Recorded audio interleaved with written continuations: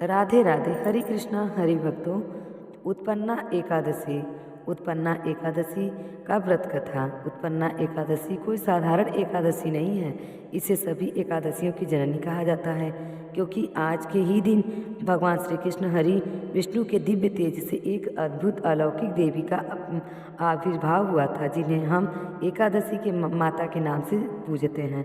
कहते हैं कि जब संसार में अधर्म, पाप और तामसी कर्म बढ़ने लगे हैं, तब साक्षात भगवान विष्णु ने अपने तेजस्वी रूप में से एक दिव्य शक्ति को जन्म दिया, ताकि मनुष्य को उनके जन्म जन्मांतर से संचित पापों से मुक्ति मिल सके। इसीलिए उत्पन्ना एकादशी को पाप नाशनी, मोक्ष प्रदायिनी और भक्ति सुलभा भी कहा जाता है। इस बार उत्पन्ना एकादशी 15 नवंबर दिन शनिवार को मनाई जाएगी और पारण का समय होगा 16 नवंबर रविवार को किया जाएगा। पारण मुहूर्त रहेगा 16 नवंबर रविवार को सुबह 7:15 से 8:45 तक। इसके अलावा आप दोपहर 1:10 से 3:18 के बीच में भी पारण कर सकते हैं। इस दिन जो भक्त सच्चे मन से भगवान श्री विष्णु और एकादशी माता की कथा को सुन लेता है, यहाँ तक कि यदि किसी कारणवश व्रत करने में समर्थ ना भी हो, तब भी उसे व्रत के समान ही पुण्य की प्राप्ति होती है। तो आइए आज एकादशी की कथा सुनने से पहले हम सभी हाथ जोड़कर मन शांत करके भगवान विष्णु को और एकादशी माता से प्रार्थना करें। हे प्रभु श्री हरि विष्णु पाप नाशनी, हे एकादशी माता, हम सब आपके शरणागत हैं। जन्म जन्म के पाप, भूल या फिर अज्ञानता से जो भी दोष लगे हैं, उन सब का नाश आज आपकी कृपा से हो जाए। हे प्रभु नारायण भगवान, हमारे मन में भक्ति जागृत हो, हमारे हृदय से लोभ, क्रोध, द्वेष और अहंकार दूर हो, हमारे घर में शांति, सुख, सौभाग्य का वास हो, हम आपके रहें, आपकी भक्ति में भी हमारा जीवन व्यतीत हो, यही हमारी आपसे बारंबार प्रार्थना है। ओम नमो भगवते वासुदेवाय। एकादशी माता की जय। अब आइए अनुपम पुण्य प्रदान करने वाली उत्पन्ना एकादशी की पावन कथा का हम सभी श्रवण करते हैं। धर्मराज युधिष्ठिर ने भगवान श्री कृष्ण से कहा, हे भगवान, मैंने कार्तिक कृष्ण पक्ष की शुक्ल एकादशी अर्थात प्रबोधनी एकादशी का सविस्तार वर्णन सुना। आप कृपा करके मुझे मार्ग के कृष्ण पक्ष की एकादशी के विषय में भी बतलाइए। इस एकादशी का नाम क्या है तथा इसके व्रत का विधान क्या है, इसकी विधि क्या है, इसका व्रत करने से किस किस को प्राप्ति फल मिलती है, कृपया यह सब विधि पूर्वक कहिए। तब भगवान श्री कृष्ण बोले, मार्गशीर्ष मास के कृष्ण पक्ष में आने वाली इस एकादशी को उत्पत्ति या उत्पन्ना एकादशी कहा जाता है। यह व्रत सांख्योद्वार तीर्थ में स्नान करके भगवान के दर्शन करने में जो फल प्राप्त होता है, उसके बराबर पुण्य मिलता है। व्रत करने वाले भक्त को चोर, पाखंडी, परम स्त्रीगामी, निंदक, मिथ्याभाषी और किसी भी प्रकार के पापी से बात नहीं करनी चाहिए। इसका महात्म्य मैं तुमसे कहता हूँ, ध्यानपूर्वक सुनो। तब युधिष्ठिर महाराज ने कहा, हे भगवान, आपने हजारों यज्ञ और लाखों गौदान को भी एकादशी व्रत के बराबर नहीं बताया, सो यह तिथि सब तिथियों में से उत्तम कैसे हुआ, कृपा बताएं। तब भगवान कहने लगे, युधिष्ठिर, सतयुग में मूर नामक का दैत्य उत्पन्न हुआ। वह बड़ा बलवान और भयानक था। उस प्रचंड दैत्य ने इंद्र, आदित्य, वसु, वायु, अग्नि आदि सभी देवताओं को पराजित करके भगा दिया था। तब इंद्र सहित सब देवताओं ने भयभीत होकर भगवान शिव से सारा वृत्तांत कहा और बोले, हे कैलाशपति, मूढ़ दैत्य से भयभीत होकर सभी देवता मृत लोक से भी फिर रहे हैं। सब देवता अपने पन स्थान से वंचित किए जा चुके हैं। तब भगवान शिव ने कहा, हे देवताओं, तीनों लोकों के स्वामी, भक्तों के दुख का नाश करने वाले भगवान विष्णु की शरण में जाओ, वे ही तुम्हारे दुखों को दूर कर सकते हैं। भगवान शिव के ऐसे वचन सुनकर सभी देवताएं क्षीर सागर में पहुँचे। वहाँ भगवान को शयन करते देखा, हाथ जोड़कर उनकी स्तुति करने लगे। हे देवताओं द्वारा स्तुति करने योग्य प्रभु, आपको बारंबार नमस्कार है। देवताओं की रक्षा करने वाले हे मधुसूदन, आपको बारंबार प्रणाम है। कृपया आप हमारी रक्षा करें। दैत्यों से भयभीत होकर हम सब आपकी शरण में आए हैं। आप इस संसार के कर्ता, माता पिता, उत्पत्ति और पालनकर्ता और संहार करने वाले हैं। सबको शांति प्रदान करने वाले हैं। आकाश और पाताल भी आप ही हैं। सबके पितामह ब्रह्मा, सूर्य, चंद्र, अग्नि, हिम और मंत्र, तंत्र एवं यजमान यत्र कर्ता आप ही हैं, सर्वव्यापक हैं। हे प्रभु, आपके सिवा तीनों लोकों में चर तथा अचर कुछ भी नहीं है। हे भगवान, दैत्यों ने हमको जीत कर स्वर्ग से भ्रष्ट कर दिया है और हम सभी देवताओं इधर उधर भागे फिर रहे हैं। आप उन दैत्यों से सब की रक्षा करें। इंद्र के ऐसे वचन सुनकर भगवान विष्णु कहने लगे, हे इंद्र, ऐसा मायावी दैत्य कौन है जिसने सब देवताओं को जीत लिया है? उसका नाम क्या है? उसमें कितना बल है और किसके आश्रय में है और उसका स्थान क्या है? यह सब मुझसे कहो। भगवान के ऐसे वचन सुनकर इंद्र बोले, भगवान, प्राचीन समय में एक नाड़ी जंग नामक राक्षस था। उसके महापराक्रमिक और लोक विख्यात मूढ़ नाम का एक पुत्र था। उसकी चंद्रावती नाम की नगरी थी। उसी ने सब देवताओं को स्वर्ग से निकालकर वहाँ अपना अधिकार जमा लिया है।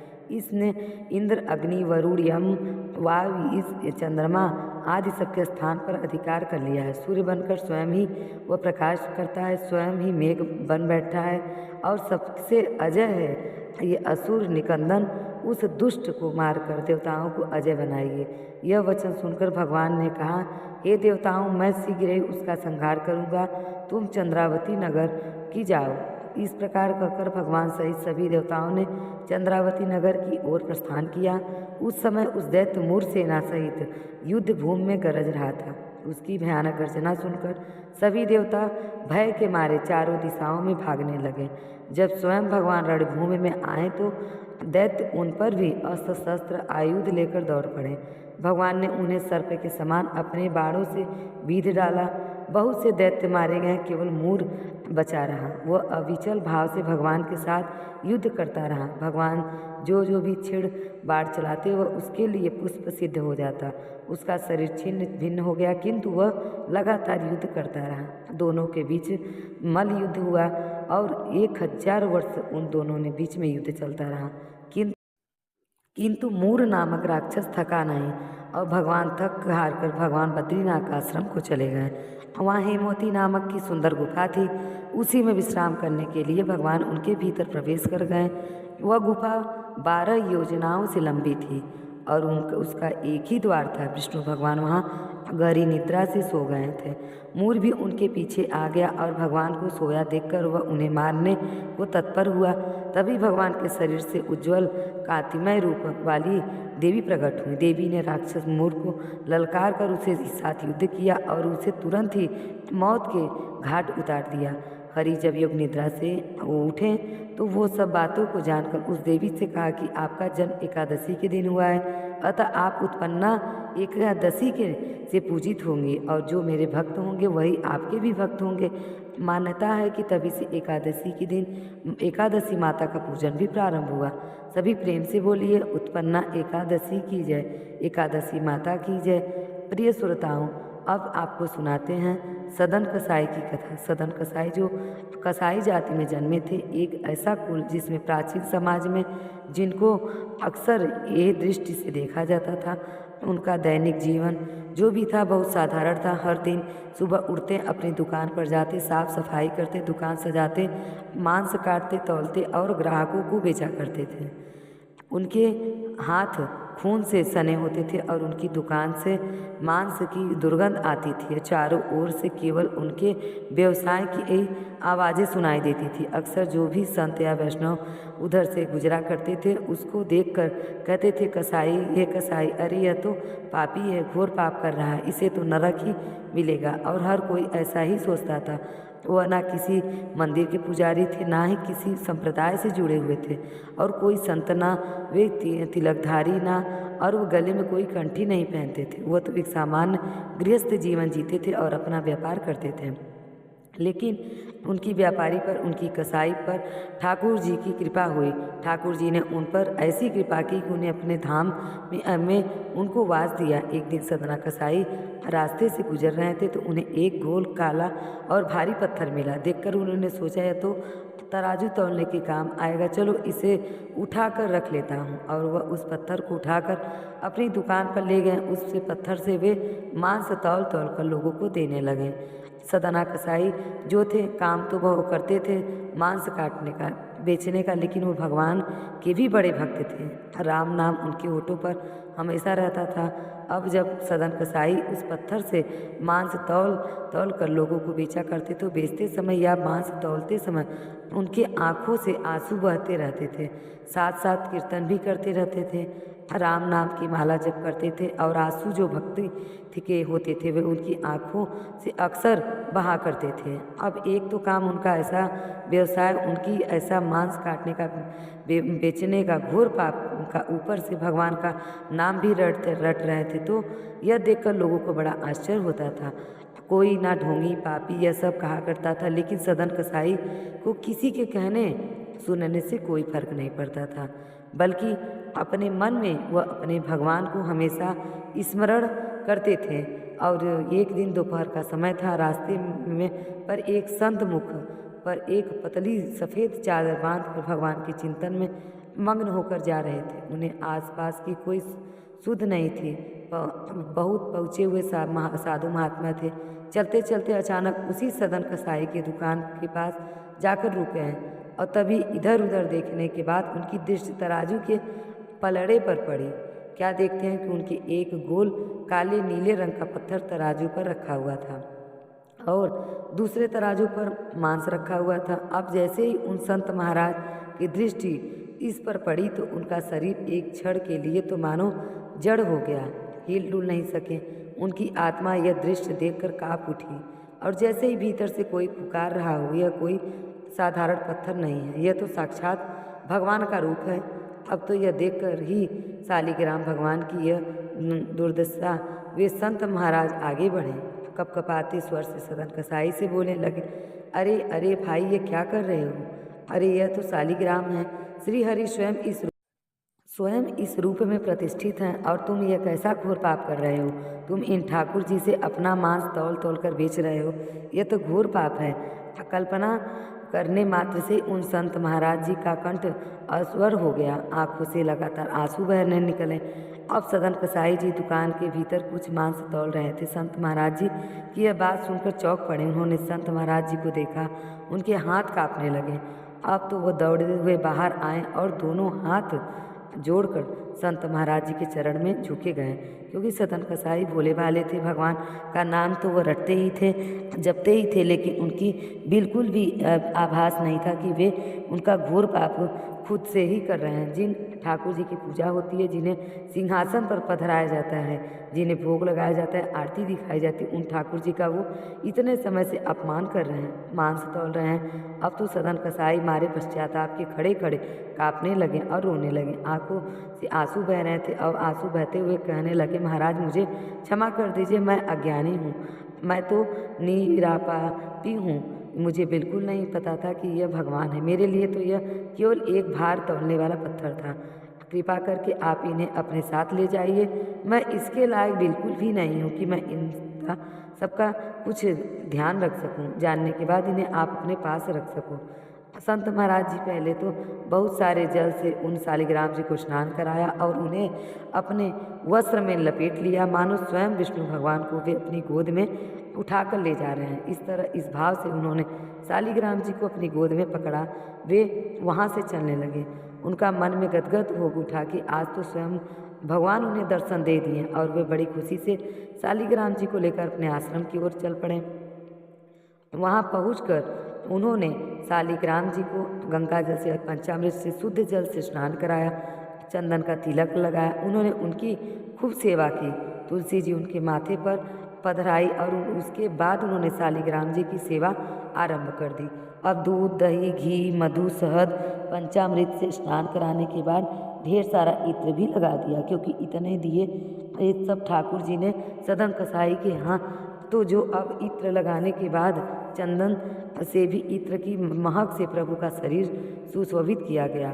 सुंदर चांदी की सिंहासन पर ठाकुर जी को पधराया गया, जिसे सफ़ेद धुले हुए वस्त्र से ढक कर सजा दिया गया।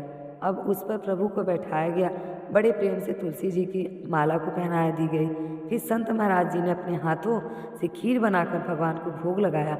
आश्रम में आरती की घंटियाँ गूंज उठी और स्वयं संत महाराज कीर्तन करते हुए आज रो रहे थे। बार बार भगवान से कह रहे थे, प्रभु आप एक कसाई की दुकान में थे, अरे प्रभु यह कैसे हो गया? आप वहाँ मांस के बीच में भला इतने दिनों तक कैसे रह पाएँ? और आप गए ही क्यों वहाँ? आपके लिए तो यह सिंहासन है, यह भोग है, यह शुद्धता है। आपको तो खुद ही वहाँ से चले आना चाहिए। ठाकुर जी, यह सब क्या किया आपने? यह तो अपना स्थान ही है।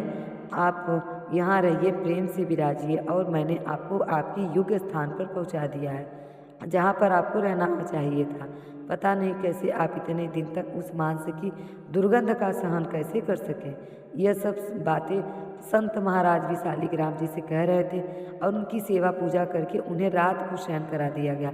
लेकिन उसी रात संत महाराज जी के जीवन में सबसे बड़ी घटना घटी हुई कि अब उन्हें सपने में, जब उन्हें नींद आ गई, तो सपने में शालिग्राम भगवान जी ने दिव्य स्वरूप के दर्शन हुए। और वे जब शालिग्राम भगवान जी ने संत महाराज जी की स्वप्न में दर्शन दिए और कहा, महाराज जी, आपकी सेवा हमें बहुत पसंद है, आपके बहुत नियम हैं, से पूजा पाठ करते हैं, हमें वो भी पसंद है। आपने हमारी खूब सेवा की है, हमें वह भी अच्छी लगी है। आपने हमें चंदन इत्र अर्पित किया, हमें सुगंधित से स्नान कराया, पंचामृत का भोग लगाया, पंचामृत से स्नान कराया, तुलसी जी की सेवा भी हमें दी। लेकिन हमें उसी सदन कसाई के पास वापस ले जाओ, जहाँ हमारा यहाँ मन नहीं लगता। हमें तो सदन कसाई के पास ही खूब आनंद आता है। और जब वो तराजू पर मांस तौलते हैं और दूसरे तराजू पर जब हमें पधरा देते हैं, तो हम कभी इधर लुढ़कते हैं, कभी उधर लुढ़क कर हमें खूब आनंद आता है। सदन कसाई मन ही मन कीर्तन भी करते रहते हैं। मन तो भाई उसी आनंद के सागर में डुबकी लगाते रहते हैं। उनका प्रेम निष्कल्प है, हमें तो बस वहीं जाना है। तुम्हारा यह सिर्फ सेवा पूजा करना हमें अच्छा तो लगता है, लेकिन हमारा मन यहाँ बिल्कुल नहीं लगता। तुम कुछ भी करो, हमें वापस सदन कसाई के पास छोड़ आओ। अब तो संत महाराज जी विनती करने लगे, ठाकुर जी, यह कैसी बात कर रहे हो आप? वो तो मांस बेचता है, और उसके तो विचारों ओर केवल मांस और रक्त की भयानक बदबू फैली रहती है। राम राम प्रभु, आप कैसे वहाँ सांस ले सकते हो? कैसे वहाँ पर जाने दोबारा सोच सकते हो? वह तो आपको एक पलड़े पर बिठा देता है और दूसरे पलड़े पर मांस रखता है। यह तो शास्त्र विरुद्ध है, वेद विरुद्ध है। सनातन धर्म में तो ऐसा कहीं कोई वर्णन नहीं है कि जहाँ पर मांस खाया जाता हो, मांस बेचा जाता हो, काटा जाता हो, वहाँ पर ठाकुर जी विराजमान नहीं। ठाकुर जी, आप मुझसे तो नहीं होगा। तब भगवान खुद बोले, हमें सिंहासन नहीं चाहिए, संत महाराज जी ना ही हमें चांदी के बर्तन चाहिए, हमें कुछ नहीं चाहिए। हमें तो बस प्रेम से शराब और वो आंसू चाहिए, जो भक्ति के आंसू चाहिए, जो सदन कसाई हर समय बहाता रहता है। वह तो हमें जहाँ रखेगा, हम प्रेम से वहीं रह लेंगे। संत महाराज जी ने बार बार भगवान जी की यह विनती सुनी, तो भक्त भगवान से विनती करते हैं। और आज ठाकुर जी ने संत महाराज जी को दर्शन देकर उनसे बारंबार विनती की है। इसके बाद वे बड़े उदास मन से ठाकुर जी अंतर्ध्यान हो गए हैं। अब तो संत महाराज जी चौंक कर उठे और उन्हें स्वप्न की बात याद आ रही थी। तब उन्होंने, जैसा कि उनके स्वप्न में आदेश हुआ था, वे शालिग्राम जी को बड़े बुझे मन से, उदास मन से उठा कर ले गए और सदन कसाई को लौटाते हुए बोले, ये लो सदन, यह रहे तुम्हारे ठाकुर जी, यह मेरे पास नहीं रहते। अब तो सदन कसाई ने हाथ जोड़कर कांपते हुए कहने लगे, महाराज, ये आप क्या कर रहे हैं? मैं तो पापी हूँ, मांस बेचता, मुझे भला ये शालिग्राम जी वापस क्यों दे रहे हैं? ठाकुर जी, आपसे पास ले जाइए, मेरे पास रहेंगे तो मुझे तो और पाप लगेगा। मुझे तो अगले कई जन्म तक इस पाप से मुक्ति नहीं मिलने वाली है। मैंने इनके एक पलड़े पर रखा है और दूसरे पलड़े मांस तौल बेचा है। तो संत महाराज जी कहने लगे, सदन, यह ठाकुर जी की इच्छा है, वह खुद तुम्हारे पास रहना चाहते हैं, मेरे पास रहना ही नहीं चाहते। मैं क्या करूं? अब तो संत महाराज जी ने अपने स्वप्न की सारी बात सदन कसाई को सुना दी। यह सब सुनकर सदन कसाई का तो अनमर्त हिल गया और हृदय परिवर्तन हो गया, और उन्होंने सोचा कि जब मुझ पर जैसी पापी को अपनाने को तैयार हैं, तो क्या मैं उनके लिए अपने जीवन को शुद्ध नहीं बना सकता? बस उसी क्षण उन्होंने मांस बेचना छोड़ दिया, और उन्होंने फिर उस सबके बाद वो पूरा जीवन शालिग्राम जी की भक्ति में समर्पित कर दिया। तो इस तरह से ठाकुर जी ने अपने भक्तों पर कृपा करके, और ठाकुर जी को किसी भक्त पर कृपा करनी होती है तो नास्तिक की किसी तरह से आस्तिक बना देते हैं, या कैसे उनके कर्मों को मोड़ देते हैं, कैसे कर्म उन्हें घोर पाप से घोर नरक में धकेलने वाले होते हैं, वे उन बुरे कर्मों को सत्कर्मों में बदल देते हैं। सभी प्रेम से बोलिए शालिग्राम भगवान की जय। तो ये थी सदना कसाई की कहानी। आपको ये कहानी अच्छी लगी हो तो प्लीज़ मेरे चैनल को सब्सक्राइब करें और कमेंट में ओम नमो भगवते वासुदेवाय लिखना ना भूलें। राधे राधे, जय श्री कृष्णा।